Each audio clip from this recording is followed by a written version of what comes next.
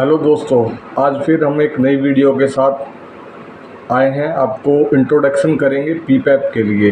ये core tool है हमारा, जो 6 कोर टूल होते हैं क्वालिटी सिस्टम में। जो भी ऑटोमोटिव इंडस्ट्री में सप्लाई करता है उनको इनके बारे में डिटेल में पता होना चाहिए। अभी ये नॉन ऑटोमोटिव इंडस्ट्री में भी यूज़ किया जाता है। तो आपको पीपैप के बारे में बताएंगे। इसका पहले पूरा नाम जान लेते हैं। ये 6 कोर टूल में से एक कोर टूल है। इसका पूरा नाम है प्रोडक्शन पार्ट अप्रूवल प्रोसेस। इसे PPAP बोलते हैं, तो शॉर्ट में इसे पीपैप बोल देते हैं। ये पीपैप क्या होता है, क्यों करते हैं, कब करते हैं, किसे करना होता है, ये हमारे प्रोसीजर में भी डिफाइन होता है। इसका AIAG का मैनुअल होता है। ये अभी 4th मैनुअल एडिशन चल रहा है। आपको पता होना चाहिए कोई भी जो सेक्टर होता है उसके हिसाब से मैनुअल्स रेडी किए जाते हैं। AIAG का पूरा नाम होता है ऑटोमोटिव इंडस्ट्रियल एक्शन ग्रुप। यानी कि जो ऑटोमोटिव इंडस्ट्रीज़ हैं, पहले बिग 3 से स्टार्ट हुआ था ये।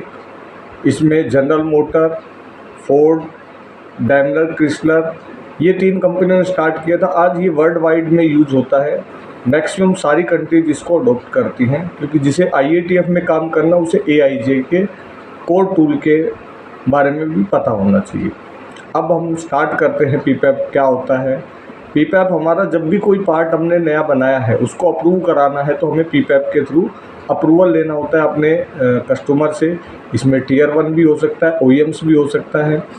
तो अब इसके अंदर क्या क्या डॉक्यूमेंट्स होते हैं, क्या क्या एक्टिविटीज़ होती है, ये हम आपको डिटेल में अभी बताते हैं। और जो चीज़ें आपको बताई जा रही हैं उनमें अगर आपको फिर भी कोई डाउट है तो आप मेरे को कमेंट करिए, मैं आपको उसका रिप्लाई ज़रूर करूँगा।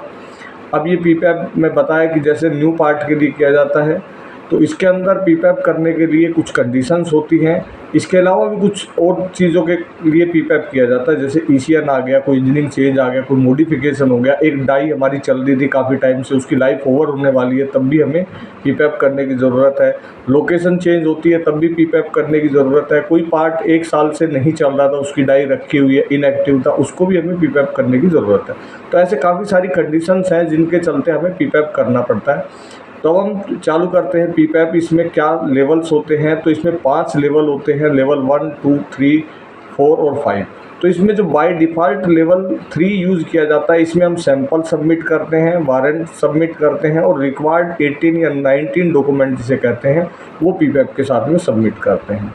इसमें क्या करना होता है, इसके अंदर हमें जो पार्ट है वो सबमिट करना है कस्टमर को, ताकि वो ये चेक कर सके कि हमारा part as per their requirement है कि नहीं है। और इसके बाद वहाँ से वो अपना इंस्पेक्शन भी करता है, वेरीफाई भी करता है। कई बार हम कस्टमर एंड पे जाके जॉइंट इंस्पेक्शन कर लेते हैं, या कस्टमर हमारे एंड पे भी आके पूरा पीपैप वेरीफाई भी कर सकता है। तो जैसे कि मैंने आपको पहले भी अपनी वीडियो में बताया था, जैसे मारुति PPVT करती है, अपने सामने एक पूरा दिन अपने सामने प्रोडक्शन चलवा के देखती है, और जो डॉक्यूमेंट्स हम इसके लिए रेडी करते हैं उन सबको वेरीफाई करती है।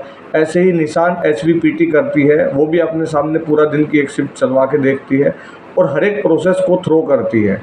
तो उसी टाइम पे वो ऑन साइट वेरिफिकेशन हो जाता है। कोई अगर हमें एग्रीमेंट करना है, कोई हमारा आउट ऑफ स्पेक चल रहा है, तो कस्टमर वहीं पे अप्रूवल भी दे सकता है, या फिर टेम्परेरी डेविएशन दे सकता है, जिसके लिए हमें कुछ टाइम पीरियड मिल जाता है कि उस टाइम पीरियड के बाद या उस क्वांटिटी तक हम सप्लाई कर सकते हैं। उसके बाद हमें दोबारा से रीपीपैप करना पड़ेगा, यानी कि पीपैप दोबारा होगा जब वो ओके हो जाएगा। चलिए दोस्तों, अब हम 18 डॉक्यूमेंट या 19 डॉक्यूमेंट की बात करते हैं। सबसे पहले हमारा होता है डिज़ाइन। जो भी कंपनी खुद का डिज़ाइन बनाती है वो कस्टमर से डिज़ाइन अप्रूवल करती है। अगर डिज़ाइन हमारा नहीं है, कस्टमर ने अपनी ड्राइंग करी है, तो वो भी हमें कस्टमर से अप्रूव ड्राइंग जो है कंट्रोल कॉपी करके लेनी होती है, ताकि बाद में फ्यूचर में जाके कोई मिसकम्युनिकेशन ना हो। अगर उन्होंने कोई पुरानी ड्राइंग दे दी है और उनके पास लेटेस्ट ड्राइंग आ गई है, उसके हिसाब से वो पार्ट चेक करें, तो आपको कस्टमर से कंट्रोल ड्राइंग लेनी है। इसके बाद हमारा होता है कोई ECN आया है उस पार्ट में, जैसे कि अभी आपको बताया मैंने, ECN के केस में पीपैप किया जाता है, तो इंजीनियरिंग चेंज का नोट हमारे पास होना चाहिए, उस नोटिस में अप्रूवल होना चाहिए कस्टमर की ओर से। इसके बाद हमारा बनता है DFM में। अगर हम प्रोडक्ट डिज़ाइन करते हैं तो हमें DFM में अप्लीकेबल है। अगर हम प्रोडक्ट डिज़ाइन नहीं करते, कस्टमर की ड्राइंग यूज़ करते हैं, तो उसमें DFM की ज़रूरत नहीं। फिर हम करते हैं अपना प्रोसेस फ्लो चार्ट। हमें कोई भी पार्ट बनाना है तो हमें कस्टमर को बताना होता है कि हम मैन्युफैक्चरिंग प्रोसेस कैसे कैसे करेंगे। तो प्रोसेस डिज़ाइन हमारा पार्ट होता है, जिसमें डिज़ाइन अगर हम रिस्पॉन्सिबल नहीं है मैन्युफैक्चरिंग इंडस्ट्री के लिए। इसके बाद हम बनाते हैं PFM में, यानी कि process failure mode effect analysis. हमारे क्या क्या फेलियर्स हो सकते हैं उन सबको हम इसमें कवर करते हैं। अब जो फेलियर्स हुए उनका कंट्रोल्स हमें लगाना है, तो उसको हम कंट्रोल प्लान में लेके आते हैं। तो PFM की आउटपुट कंट्रोल प्लान की इनपुट बनती है। तीनों सीक्वेंस में होते हैं, PFD बनता है, फिर PFM बनता है, फिर कंट्रोल प्लान। इसके बाद हमने जो भी काम किया है उसकी मेजरमेंट सिस्टम एनालिसिस करते हैं कि हमारा जो मेजरिंग सिस्टम है उसकी स्टडीज़ क्या है। तो इसके लिए भी हम सेपरेट वीडियो बनाएंगे, MS से क्या होता है, कैसे होता है। साथ के साथ हम जिस इंस्ट्रूमेंट को हमने मेजरमेंट सिस्टम को अप्रूवल दिया है उससे हम SPC करते हैं, जो कस्टमर ने क्रिटिकल डायमेंशन दी है उसका प्रोसेस कैपेबिलिटी स्टडीज़ करते हैं। इसी के साथ में हमारा पार्ट ओके है, प्रोसेस ओके है, तो हम इसकी 2 रिपोर्टें बनाते हैं। एक हमारी मटेरियल टेस्ट रिपोर्ट रहती है, MTR बोल देते हैं। दूसरी हमारी डायमेंशन इंस्पेक्शन रिपोर्ट होती है, जिसमें हम मेजरमेंट की डायमेंशन मेजर करते हैं। इसके साथ हम चेकिंग इट्स को की लिस्ट बनाते हैं, जिसके अंदर कैलिब्रेशन प्लान किस गेज से किया, किस इंस्ट्रूमेंट से किया, ये कस्टमर बेस पे, रिक्वायरमेंट बेस पे हम बनाते हैं। तो ये हमारे अभी तक के 12 डॉक्यूमेंट हो गए। इसी के साथ में हम कस्टमर को लैब टेस्ट रिपोर्ट सबमिट करते हैं, लेबोरेटरी स्कोप सबमिट करते हैं। कस्टमर ने कोई फॉर्मेट दिया है तो उसमें हम लैब क्वालिफिकेशन रिपोर्ट भी सबमिट करते हैं। इसके बाद हमारा आता है, हमने जो पैकिंग स्टैंडर्ड्स बनाए हैं वो भी अगर कस्टमर ने मांगे हैं तो उनका अप्रूवल कराना होता है। इसके साथ हमारा जो PSW पार्ट सबमिशन वारंट ये सबमिट करना रहता है कि PSW हमने कौन से लेवल का दिया। तो बाय डिफ़ॉल्ट 3 लेवल का होता है, लेकिन कस्टमर साइट पे आके चेक करते हैं तो लेवल 5 भी हो सकता है, बट उसको भी लेवल 3 में ही काउंट करते हैं मैक्सिमम कस्टमर। इसके बाद हमारा जो भी पार्ट हमने अप्रूवल कराया है उसके रिगार्डिंग कस्टमर ने कोई स्पेसिफिक रिक्वायरमेंट मांगी है, जैसे कस्टमर मांग लेता है कि आपको अपना ऑर्गेनाइज स्ट्रक्चर देना है, कुछ और चीज़ें भी मांग लेता है, IMDS देना है, ये सारी चीज़ें उसमें एक्स्ट्रा में आपको देनी होती हैं। इसके बाद कस्टमर मांगता कई बार मास्टर सैंपल्स। तो मास्टर सैंपल दोनों साइड से अप्रूव्ड होते हैं, एक सेट वो अपने पास रख लेता है, एक हमें दे देता है। और इसी के साथ रिक्वायर्ड क्वांटिटी कई बार लिखा होता है 100 पीसेस मिनिमम सैंपल क्वांटिटी चाहिए या 300 चाहिए, तो वो कस्टमर को सबमिट करने होते हैं। तो हमने दोस्तों अभी जो चेक किया, ये हमारे सारे 18 डॉक्यूमेंट्स हो गए हैं। तो 18 डॉक्यूमेंट को हमें कस्टमर को सबमिट करना पड़ता है। इसके अलावा भी कस्टमर को स्पेशल रिक्वायरमेंट करता है तो वो भी हमें सबमिट करना पड़ता है। आई होप दोस्तों आपको ये वीडियो पसंद आई होगी।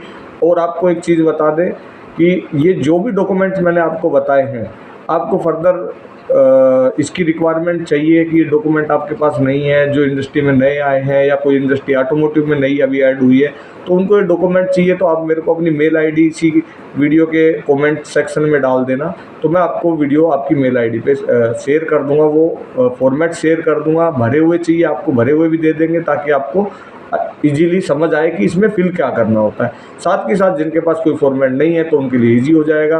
तो ये फॉर्मेट वैसे AIJ के मैनुअल में दिए होते हैं, हार्ड कॉपी में होते हैं, बट आपको नया बनाने के लिए फिर सॉफ्ट कॉपी बनानी पड़ेगी। तो इसके लिए मैं आपकी हेल्प कर सकता हूँ। तो ये आपको कोई भी इसका कोई किसी तरीके के लिए वरीड होने की ज़रूरत नहीं है, मैं आपको ईजिली प्रोवाइड करा दूँगा। आपको इनसे रिगार्डिंग कोई भी PPAP कैसे सबमिट किया जाता है, आगे चल के PPAP के लिए क्या क्या चीज़ें मेंटेन करनी होती है। दूसरा बता दें आपको, PPAP एक लाइव डॉक्यूमेंट होता है। अगर आपका इन बिटवीन भी कोई चेंज आता है तो आपको PPAP को अपडेट करना चाहिए। 3 basic document, control plan, FMA और आपका PFD, ये अपडेट होते रहते हैं टाइम टू टाइम। आपने कुछ भी चेंज किया है, माइनर मॉडिफिकेशन किया है या कुछ आपने इंटरनल चेंज किया है, वो कस्टमर को रिक्वायर्ड नहीं है, तो आपको ये चीज़ें कर लेनी चाहिए। Okay, thank you very much दोस्तों। मैं उम्मीद करता हूँ आपको ये वीडियो पसंद आई होगी। ज़्यादा से ज़्यादा लोगों को शेयर करें, मेरे चैनल को, इसको वीडियो को सब्सक्राइब करें और आप अपने लाइक करिए और अपने कमेंट दीजिए। Thank you very much.